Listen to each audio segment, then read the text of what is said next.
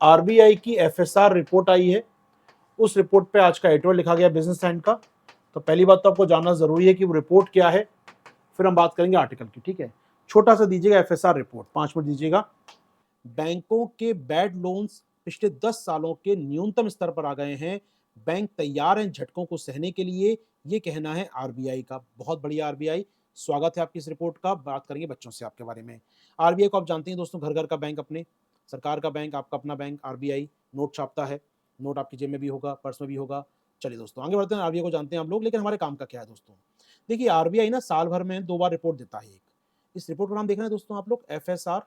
ये बड़ी famous report है, साल में 2 बार आती है, 12 सालों से आ रही है, 24वां पढ़ा चुका हूं मैं। ठीक है, तो इसके बारे में तो सब कुछ मालूम ही हो गया लोगों को। एफएसआर कहते हैं दोस्तों, हिंदी में कहते हैं वित्तीय स्थायित्व रिपोर्ट। वित्तीय स्थायित्व रिपोर्ट एफएसआर बोलते हैं दोस्तों इसको। एक जून के लास्ट में आती है ये, और एक दिसंबर के लास्ट में आती है। 6 महीने के अंतराल में 2 बार आती है साल भर में ये। अभी जून के अंत वाली आ गई अपने पास। ठीक है सर, यहाँ पर ठीक है, आ जाओ यार। तो एफएसआर रिपोर्ट में आमतौर पर पता है कि देश का फाइनेंशियल सेक्टर कैसा काम कर रहा है, देश के वित्तीय बाजारों में सब कुछ ठीक है क्या नहीं, बैंक कैसा काम कर रहे हैं, बैंक की स्थितियां कैसी हैं, वो स्टेबल हैं क्या नहीं। तो नाम से स्पष्ट है, वित्तीय स्थायित्व रिपोर्ट, तो सभी स्थायित्व की बातें होती हैं।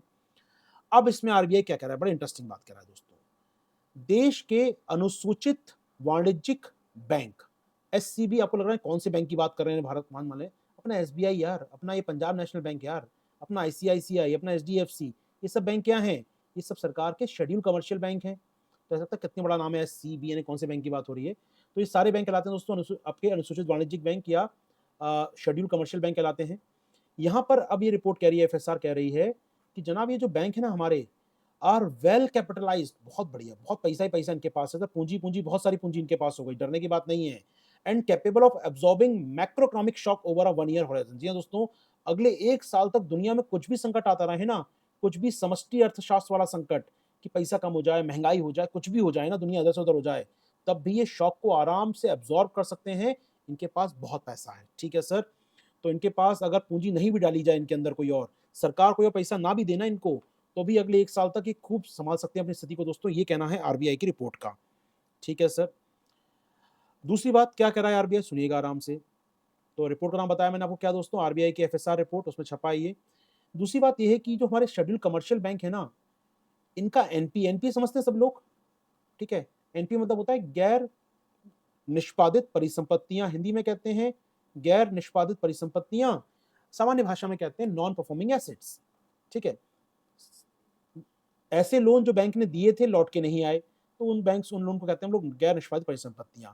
तो यहां पर ये कह रहे हैं कि ये गैर निष्पादित परिसंपत्तियां, नॉन परफॉर्मिंग एसेट्स हैं, वो पिछले 10 सालों के लोएस्ट लेवल पर आ गई है दोस्तों। जी हाँ, मतलब बैंक जो लोन दे रहे हैं, मान लो 100 रुपए बैंक ने लोन दिए, तो केवल 3.9 ही लौट के नहीं आया, बाकी 96-97 लौट के आ गए। जी हाँ दोस्तों, तो निश्चित तौर पर बहुत कम हो गया। पहले कहाँ 10-18% चल रहा था कुछ साल पहले, ये कुछ साल पहले 18-19% के आसपास था, 3% पर आ गया है, तो 10 सालों के सबसे कम लेवल पर है। बहुत अच्छी बात है सर ये तो अपने आप में। इसके अलावा इनका कहना ये है सर, इनका कहना ये है कि बैंकों की हम बात करें, देश के 46 बड़े बैंक जो हैं दोस्तों, मेजर बैंक जो हैं, इनका CRAR क्या होता है दोस्तों, CR capital to risk weighted ratio, जानते हैं क्या होता है CRAR? CRAR क्या होता है जानते हैं दोस्तों? CRAR से परिचित है शब्द से, CRAR से? CRAR ये होता है दोस्तों आपका जोखिम पूंजी, जोखिम परिसंपत्तियां और पूंजी में पूंजी और जोखिम परिसंपत्तियां, इनका अनुपात, इनका अनुपात कहलाता है आपका CRAR। तो आपने जो लोन दे रखा है, कुल मिला के जो लोन दे रखा है, उसके बदले आपने कितना बैकअप रखा है। मान लो किसी बैंक ने किसी को 1,000 रुपए लोन दे रखा है, उस 1,000 के बदले उसने कितना सिक्योरिटी रखा है, कितना गिरवी रखी है चीजें, कितना बैकअप रख लिया अपना, 100 रुपए बचा के रख लिए उसने, तो कितना हो जाएगा, 100/1000 एंड 10% हो जाएगा इसका CRAR। ठीक है दोस्तों, तो हमारे 46 बैंकों का CRAR कितना चल रहा है, लगभग लगभग चल रहा है अभी 17% के आसपास, जो अगले साल तक भी 16% रहने का अनुमान है। यानी कि हमारे बैंकों के पास बहुत पैसा है, बहुत सिक्योर है। कहाँ ये 9% होना चाहिए, 10% होना चाहिए, 16-17% चल रहा है। बहुत अमीर है हमारे बैंक, खूब पैसा रखा है भर भर के इन्होंने। यानी CRA भी अच्छा है सर, एनपीए भी अच्छा है बैंकों का, यानी बैंक हमारे तैयार हैं किसी भविष्य के संकट से निपटने के लिए सर। कुछ और डेटा दोस्तों इसमें कम का नहीं है, बताया आपको, रिस्क हो गया 1%, 17% चल रहा है दोस्तों। सफिशिएंट कैपिटल इनके पास, बताया मैंने आपको, और economic domestic financial system remain resilient. दोस्तों जी हाँ, हमारी अर्थव्यवस्था अच्छा काम कर रही है, फाउंडेशन बेसिक स्ट्रांग है। ये सारी अच्छी-अच्छी बातें कही है आरबीआई ने। फाइनेंशियल स्टेबिलिटी रिपोर्ट, ये रिपोर्ट आती है आरबीआई की, साल में 2 बार आती है, जून महीने के अंत में और दिसंबर महीने के अंत में। साल में 2 बार आती है रिपोर्ट, 2008-9 से लगातार आ रही है। आइए बात करते हैं इसके बारे में। तो यहाँ पर क्या है सुनिएगा। तो एफएसआर फाइनेंशियल स्टेबिलिटी रिपोर्ट या वित्तीय स्थायित्व रिपोर्ट जून लास्ट में आई हुई है। आ गई है दोस्तों जून की, दिसंबर में आती है, 6 महीने बाद भी आती है, अभी जून की आई है दोस्तों। इस रिपोर्ट में आरबीआई जारी करता है इस रिपोर्ट को दोस्तों। आरबीआई बहुत ही कम रिपोर्ट जारी करता है, उसमें से इंपॉर्टेंट रिपोर्ट है, साल में 2 बार आती है। वित्तीय स्थायित्व, देश का बैंक कितने स्थायी हैं, कितने स्टेबल हैं, ठीक ठाक हैं क्या नहीं, लोन वोन ठीक बट रहे हैं क्या नहीं, लोग वहाँ पर लोन लौटा रहे हैं क्या नहीं, क्या पैसा उनके पास है, स्तर क्या है, वो सारी जानकारी मिलती है। इसमें बताया गया, पहली बात 2-3 पॉइंट सुन लीजिए। इसमें रिपोर्ट में बताया गया है कि बैंकों का जो सरकार, जो शेड्यूल कमर्शियल बैंक हैं, जो वाणिज्यिक बैंक हैं, जो एससीबी हैं, उनका एनपीए स्तर काफी कम हो चुका है। यानी जो लोन दे रहे थे वो अब लौट के आना चालू हो गए हैं, डूब नहीं रहे हैं। लगभग 3% बचा है ग्रॉस एनपीए उनका। जी हाँ, तो ग्रॉस एनपीए या सकल एनपीए जो है बैंकों का लगभग 3.5% के आसपास बचा है, जो कि पिछले 10 सालों में सबसे कम है। तो बैंकों का पैसा अब लौट के आने लगा है। जी हाँ, ये बताया उन्होंने कि बैंक अब सेफ हैं। इनके मानना है कि बैंक के पास इतनी पूंजी है, इनका मानना है कि बैंक के पास इतनी कैपिटल अब है कि वो किसी भी मैक्रोइकोनॉमिक खतरे को झेलने में सक्षम है। दुनिया में कुछ भी हो जाए, बड़ा खतरा कोई भी आ जाए अगले 1 साल तक, हमारे बैंक इतने फाउंडेशनली स्ट्रांग हैं, इतनी पूंजी वाले बैंक हैं कि डरने की कोई आवश्यकता नहीं। हमारा बैंकिंग सिस्टम कोलैप्स नहीं होगा, उसको असर नहीं पड़ेगा। नहीं, हमारे पास दुनिया के खतरों को झेलने के लिए हमारे बैंक रिजिलियंट हैं, हमारे बैंक ज्यादा ताकतवर हैं सर। पूंजी कैपिटल बहुत है बैंकों के पास। तीसरी बात, बैंकों का रिस्क फैक्टर काफी कम हो गया है, बैंकों का जोखिम काफी कम रह गया है। ऐसा क्यों कह रहे हैं राइटर हमारा यहाँ पर, रिपोर्ट क्यों कह रही है ऐसा? क्योंकि बैंकों का पूंजी धारिता अनुपात या रिस्क सीआरएआर, कहते हैं कई बार सीआरएआर, कैपिटल टू वेटेड या रिस्क वेटेड रेशियो, यानी जो बैंकों ने रिस्की लोन दिया है उसके बदले में बैंकों को कितना सेव है, कितना यहाँ पर बैंकों ने रेशियो रखा है, वो 17% के आसपास चल रहा है, जो काफी अच्छा है सीआरएआर।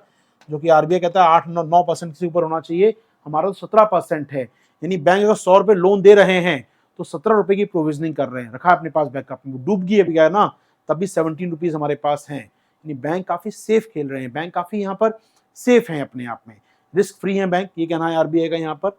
इसके अलावा आरबीआई कहना है यहाँ पर और भी कुछ है दोस्तों।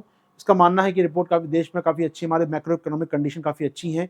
देश का जो समष्टि अर्थशास्त्र है, जो मैक्रो इकोनॉमिक कंडीशन है, देश का एक्सपोर्ट, देश का इंपोर्ट, देश की फॉरेन फॉरेक्स भंडार, देश की बैंकिंग हालत काफी अच्छे चल रहे हैं। हमारी इकोनॉमी अच्छा काम कर रही है और दुनिया के कोई भी खतरे को झेलने में हम लोग सक्षम हैं। पढ़ के लगता है फील गुड होता है, बड़ा अच्छा चल रहा है, सब कुछ अच्छा अच्छा दिख रहा है, सब कुछ मुझे सावन की तरह हरा हरा दिख रहा है। बाहर जैसे बाहर देखता हूँ तो अपनी ग्रीनरी दिखती है बढ़िया मुझे सावन की, तो बड़ा सा ग्रीन लैश इलाका है सामने, तो लगता है बड़ा ग्रीन इलाका है, बड़े सब कुछ ठीक है। मैं बाहर देखता हूँ भूल जाता हूँ सारी टेंशन क्या चल रहा है। तो स्टूडियो के अंदर मैं बाहर देखता हूँ अपनी विंडो से, बहुत शानदार ग्रीनरी है सामने, तो वहाँ लगता है हाँ अब दुनिया ठीक है, सब कुछ ग्रीन ग्रीन है। ऐसी रिपोर्ट को पढ़ के लगता है मुझे यहाँ पर, ठीक है। लेकिन वास्तविकता कहीं और है, उस ग्रीनरी के पीछे की दुनिया बहुत कठिन है अपने आप में। दिल्ली की हवा है, दिल्ली का पानी है, दिल्ली की मिट्टी है, समझ सकते हैं क्या होगा इस जंगल के पीछे जो दिख रहा है मुझे यहाँ से। आइए बात करें दोस्तों हम लोग यहाँ से आपके साथ, तो ये जो रिपोर्ट है एफएसआर, जो काफी ग्रीन रिपोर्ट है, इसके पीछे क्या है यहाँ पर एटोल में थोड़ा पड़ताल करें आपके साथ। पड़ताल करें एटोल में क्या कहा गया दोस्तों। तो एटोल क्या कहता है ये दोस्तों, ये तो रिपोर्ट हो गई अपनी यहाँ पर। अब आर्टिकल क्या कहता है, मैं चलूंगा आर्टिकल पे आपको लेकर, सीधा आर्टिकल पे आता हूँ। ओके, आर्टिकल क्या कह रहा है सुनिएगा। The June edition of the RBI की रिपोर्ट जो आई है एफएसआर, पॉजिटिव नोट है, काफी काफी सकारात्मक नोट है, हरी हरी रिपोर्ट दिख रही है दोस्तों। Highlighting India financial sector, Bharat का वित्तीय क्षेत्र काफी बेहतर स्थिति में है दोस्तों, better place than the US and Europe. America में, यूरोप में जो कुछ चल रहा है उससे बेहतर स्थिति है हमारी। ट्विन बैलेंस शीट कहीं ना कहीं एडवांटेज है, भारत में बैंक भी अच्छा काम कर रहे हैं, इंडस्ट्री ग्रोथ भी हो रही है, सब कुछ अच्छा अच्छा चल रहा है यहाँ पर। द स्ट्रॉन्ग बैंक रेट दोस्तों, एक्सपेंडिंग मार्जिन लगातार कम होते, बुरे लोन या एनपीए कम होता है दोस्तों। बफर बहुत अच्छे हैं हमारे पास, 17% का बफर हो चुका है, यानी सब कुछ हरा हरा है। तो ये तो हो गया ग्रीन पार्ट, ठीक है। अब आइए कुछ हम दिल्ली की हवा की बात करें। तो दिल्ली ग्रीनरी मत जाइए, जो मेरे सामने जंगल है उस पर मैं देख के दिल्ली का ब्लैकिंग करूंगा तो लगेगा दिल्ली तो बहुत ग्रीन है, लेकिन दिल्ली क्या सच में ग्रीन है? उसके लिए चलेंगे हम थोड़ा सा नीचे आएंगे दोस्तों। जी हाँ, तो चलेंगे जंगल के पीछे की बात करें आपके साथ हम लोग यहाँ पर। आइए, तो यहां पर कह रहा है जनाब, आप कह रहे हैं कि एनपीए कम हो चुका है, 3.9% हो चुका है। आपका सीआरएआर कहा जाए तो 17% के आसपास चल रहा है। ठीक है, आप कह रहे हैं कि आप बहुत स्ट्रांग है यहां पर। ठीक है, लेकिन क्या सही डेटा है? अब याद करिए दोस्तों, समझिएगा, हमारे बैंकों ने अभी भी बहुत सारे लोन की एवरग्रीनिंग कर रखी है। ये वर्ड है दोस्तों, एवरग्रीनिंग। मैं चाहूंगा अंडरलाइन कर रहा हूं शब्द को। Recall that the RBI governor and the other RBI official had recently pointed out that the lending institution are evergreening their loan to hide the growing NPA। इसका मतलब क्या है सर? जैसे मैंने मेरे बैंक है पंजाब नेशनल बैंक, मान लो पीछे बनाए मेरे, उसने मुझे लोन दिया था 1 करोड़ रुपए का। ठीक है, मेरे कहा आशीर्वाद जी लो फैक्ट्री चलाओ अपनी, 1 करोड़ रुपए का लोन ले लो। मैंने फैक्ट्री खोली, घाटा होने लगा। अब 1 करोड़ का लोन चुका नहीं पा रहा हूँ मैं उसका। ठीक है, तो मैं मैनेजर साहब से मिला, मैंने साहब क्या कर रहे हो यार, देखो घाटा हो रहा है मुझे। कह रहा ईएमआई दो मेरे का। तो अब बैंक ने कहा ईएमआई दो, मैं कहा नहीं है मेरे पास अभी। कह रहा एनपीए बनेगा आपका, मैंने कहा बना लो एनपीए। अब बैंक मैनेजर का एनपीए बनेगा, सरकार अभी टांग खिंचाई कर देगी, एनपीए कैसे बन गया तुम्हारा, ये वो रिपोर्ट बैठ जाएगी, जांच बैठ जाएगी मेरे ऊपर। तो मैंने कहा एक काम करते हैं आशीर्वाद, एक काम करो, मैं तुमको नया लोन देता हूँ 1 करोड़ का, तुम नया लोन ले लो और पुराना वाला चुका दो। 1 करोड़ नया लो, जो पुराना 1 करोड़ का लोन था वो चुका दो। तुमको कुछ नहीं मिलने वाला, तुमको कुछ नहीं मिलने वाला, लेकिन इससे क्या होगा, मेरा एनपीए खत्म हो जाएगा, मेरे रजिस्टर में एनपीए नहीं दिखेगा। एवरग्रीनिंग, अगर यहां पर पत्तियां झड़ती रहे और हमेशा कुछ पेड़ों में नई पत्तियां आती रहे तो जंगल क्या लगेगा, अच्छा ही दिखेगा ना यार। लेकिन तो जंगल के अंदर हम देख रहे हैं कि कुछ पेड़ों की पत्तियां झड़ रही हैं और कुछ पेड़ों की पत्तियां आ रही हैं। तो बाहर से देखने में लगेगा जंगल तो हमारा सारा भरा है हमेशा, लेकिन समस्या क्या, एवरग्रीनिंग कॉन्सेप्ट है यहाँ पर। ये जी हाँ एवरग्रीनिंग है यहाँ पर, और ये बैंक जानता है। If this correct, then the assumption made in the financial stability report about a robust banking system may not be quite right। जी हाँ दोस्तों, अगर गवर्नर साहब ने जो कहा कि हमारी एवरग्रीनिंग बढ़ रही है, ये गवर्नर साहब ने खुद कहा है कुछ दिनों पहले एक इंटरव्यू में। डिप्टी गवर्नर कई बार कह चुके हैं कि एवरग्रीनिंग बढ़ रही है बैंकों के अंदर। बैंक ऐसे उधार जो डूबने वाले उनको छुपा रहे हैं, उनको नया उधार देते हैं। वो जो वो नया उधार दे देते हैं तो पुराना वाला क्या होता है, एनपीए बनने से बच जाता है। तो अगर ऐसा है और आप कह रहे हैं 3% एनपीए है, तो जनाब जीरो भी हो जाए तो बड़ी बात नहीं है फिर तो एनपीए जो कम दिख रहा है वो दिख रहा है नहीं। पहला पॉइंट। दूसरा point, transmission of the 20 to 50 basis point increase repo rate is the last में नॉट येट कंप्लीट। जी हाँ दोस्तों, आरबीआई ने पिछले साल ब्याज दर बढ़ाना शुरू किया था। 4% ब्याज दर थी रेपो दर, आज 6.5% है। 2.5% या 250 बेसिस पॉइंट बढ़ चुकी है ब्याज दर दोस्तों, बढ़ चुकी हैं, और ये बढ़ने वाली और ज्यादा बढ़ने वाली हैं। और याद रखिएगा इससे हो क्या रहा है, मान लीजिए मैं लोन ले रखा था बैंक का, बैंक ब्याज दर बढ़ा रहा है, वहां पर मेरा लोन था फ्लोटिंग रेट। फ्लोटिंग रेट मतलब अगर बैंक ब्याज दर बढ़ाएगा तो मेरी ईएमआई की किस्त बढ़ जाएगी, और बैंक ब्याज दरें बढ़ा रहा है पिछले 1 साल से, और मेरी ईएमआई लगातार महंगी महंगी महंगी और महंगी होती जा रही है। मैंने लोन लिया था 1 करोड़ का, हर महीने में चुकाता था मान लीजिए 50,000 रुपए, या हर महीने चुकाता था मैं 60-70 हजार रुपए। अब मुझे चुकाने पड़ रहे हैं 80,000 या 90,000 रुपए। मेरा ईएमआई का बोझ बढ़ गया। जी हाँ दोस्तों, इससे क्या होगा आप सोचिएगा, लोन लगातार महंगे हो रहे हैं। इससे क्या हो रहा है, इससे अल्टीमेटली इससे क्या होगा, हमारे जो लगभग 2/3 लोन है दोस्तों कौन से होते हैं, वो फ्लोटिंग रेट वाले होते हैं। इससे क्या होगा, जो इनकम पैसा पड़ रहा है किसकी, उधार लेने वाले की, तो ये आपकी बैलेंस शीट में आपको नहीं दिखेगा। बैंक तो कहेगा सब कुछ हरा हरा है, लेकिन इस हरे हरे को हरा बनाए रखने के लिए जो न्यूट्रिशन डालने पड़ रहे हैं, जो माली को मेहनत करनी पड़ रही है, जो मेरा खून पसीना लग रहा है, जो मेरी मोटी मोटी कमाई, जो मेहनत की कमाई थी, वो बैंक ईएमआई के रूप में ले गया ज्यादा ब्याज बढ़ाकर, उसका जिम्मेदार कौन है? आप तो हरे भरे हो गए, लेकिन आपके आसपास की जंगल की जमीन को आपने क्या कर दिया, बंजर कर दिया। यूकेलिप्टस बन गए हैं आप तो हरे भरे दिख रहे हैं दूर से, लेकिन आपने इतना पानी निकाल लिया जमीन से कि मैं कुछ और खरीदारी नहीं कर पा रहा। मैं मार्केट में जाके सामान खरीदने की सोचता हूँ, लेकिन याद आता है यार ईएमआई बढ़ गया मेरा। तो मैं प्लान करता हूँ मुझे आज वीकेंड पे यहाँ जाना है, बाहर रेस्टोरेंट में खाना खाना है, रेस्टोरेंट की कमाई होगी, लेकिन मैं नहीं जाता रेस्टोरेंट में, क्योंकि यार मुझे बैंक को ज्यादा ईएमआई चुकाना है। मैं सोचता हूँ कि आज आदि पुरुष देखने जाऊंगा, अच्छा पीवीआर में जाऊंगा, बढ़िया फिल्म देखूंगा बैठ के यार सिनेमा कॉम्प्लेक्स में, लेकिन मुझे याद आता है नहीं मुझे बैंक को ईएमआई देना है, पैसे बचेगा तो ईएमआई दूंगा। तो बेचारे सिनेमा घर वाले का फ्लॉप हो जाता है आइडिया, फिल्म फ्लॉप हो जाती है, फिर नाम देते हैं फिल्म फ्लॉप होने, कई और कारण बताते हैं आपको, लेकिन वॉट एवर, जिम्मेदार क्या है? आप तो हरे भरे हैं, आपके आसपास की जमीन को आपने बंजर कर दिया, आपने बाकी मार्केट ग्रोथ नहीं होने दी। तो जनाब आरबीआई समझिएगा, अगर बाकी मार्केट ग्रोथ नहीं करेगी तो बैंक भी ग्रोथ नहीं कर पाएंगे। जी हाँ, तो सेकंड पॉइंट दोस्तों, उम्मीद कर रहा हूं समझ आया होगा आपको। Second point. तीसरा तीसरा पॉइंट आप कह रहे हैं रिपोर्ट काफी अच्छी है, एक बार एनालिसिस करें दोस्तों हम लोग यहाँ पर।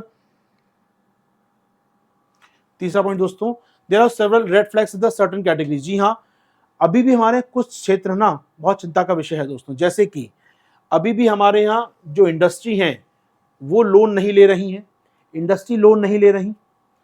अधिकतर लोन कौन से हैं दोस्तों? रिटेल लोन है, कार के लिए, घर के लिए, सामान खरीदने के लोन ले रहा हूं मैं, इंडस्ट्री लोन नहीं ले रही, यानी रोजा क्रिएट नहीं हो रहे दोस्तों। याद करें हम लोग अगर अपने साइकिल को याद करें, इन्वेस्टमेंट साइकिल को बहुत दिनों बाद बना रहा हूं मैं आपके लिए। निवेश होता है, इन्वेस्टमेंट होता है, तो क्या होता है? आप फैक्ट्री खोलते हैं, आप एक उत्पादन करते हैं, आप प्रोडक्शन करते हैं।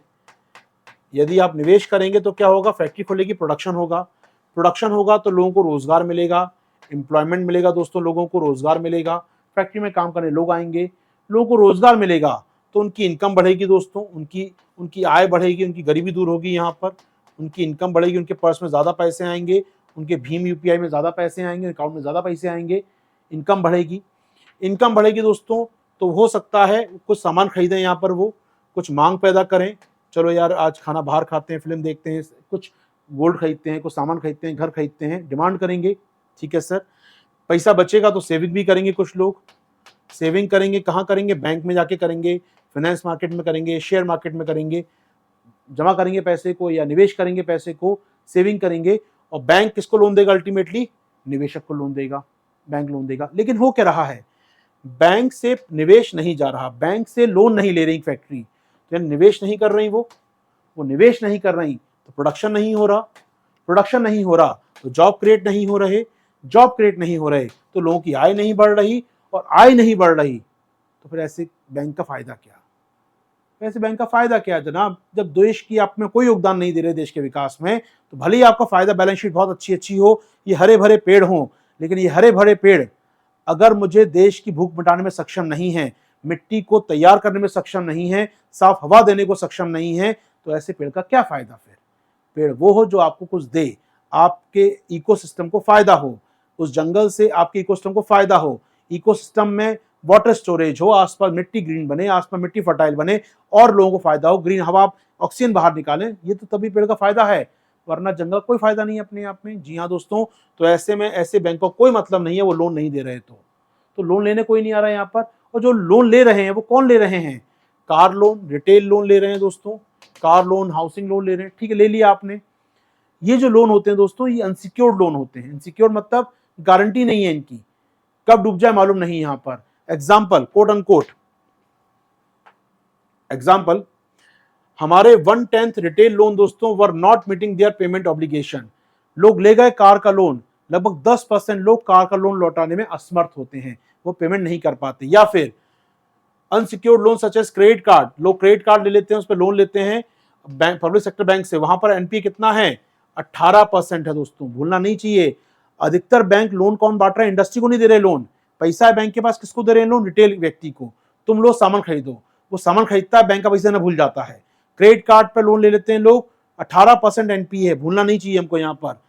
एंड एजुकेशन लोन लगभग एनपीए 6% के आसपास है। लोगों ने शिक्षा का लोन लिया, चुका पाने में असमर्थ हो रहे हैं। जी हाँ दोस्तों, एमएसएमई, छोटे उद्योग जो हैं उनका कितना है दोस्तों? 18% उनका यहाँ पर एनपीए है। जो छोटे उद्योग एमएसएमई है वो लोन ले रहे हैं बैंक से, चुका नहीं पा रहे हैं। तो बैंक ग्रीन तो आपको दिख रहे हैं, ये ग्रीन तो दिख रहा है, लेकिन ग्रीन के अंदर ना बहुत सारी अशुद्धियां हैं, बहुत सारी इंप्योरिटीज हैं दोस्तों, जिस पर काम किया जाना आवश्यक है। यहाँ पर ये दिखाता है कि हमारे रिटेल लोन लिए जा रहे हैं लेकिन लौटा नहीं रहे, एमएसएमई लोन ले रहे हैं वो लौटा नहीं पा रहे, उनका पैसा ही नहीं उनके पास, वो लौटा नहीं पा रहे, मतलब उनके इकोनॉमी में दम नहीं है उनके वहां पर, वो जो पैसा ले भी रहे हैं ना उनकी इनकम नहीं है, इसको चुका नहीं पा रहे। तो यहाँ पर समस्या कहीं और है।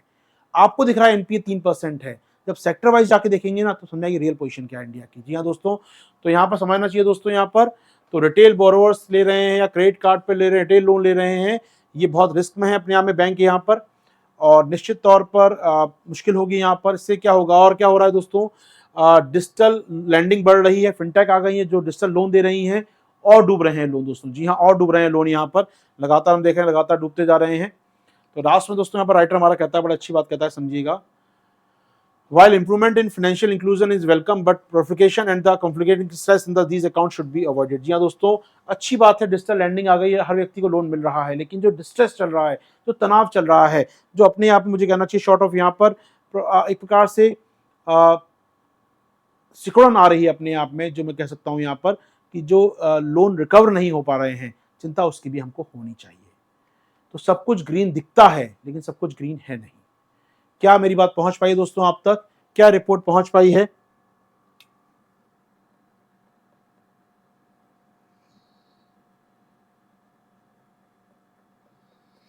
उम्मीद कर रहा हूं दोस्तों पूरी बातें पहुंच पाई हैं आप तक मेरी यहाँ पर। दोस्तों बाकी जुड़ सकते हैं मेरे संग आप लोग हमारे प्लस क्लासेस में, वहाँ पर बहुत शानदार साइंस टेक का बैच चल रहा है दोस्तों, आपके लिए अल्टीमेट साइंस टेक बैच चल रहा है।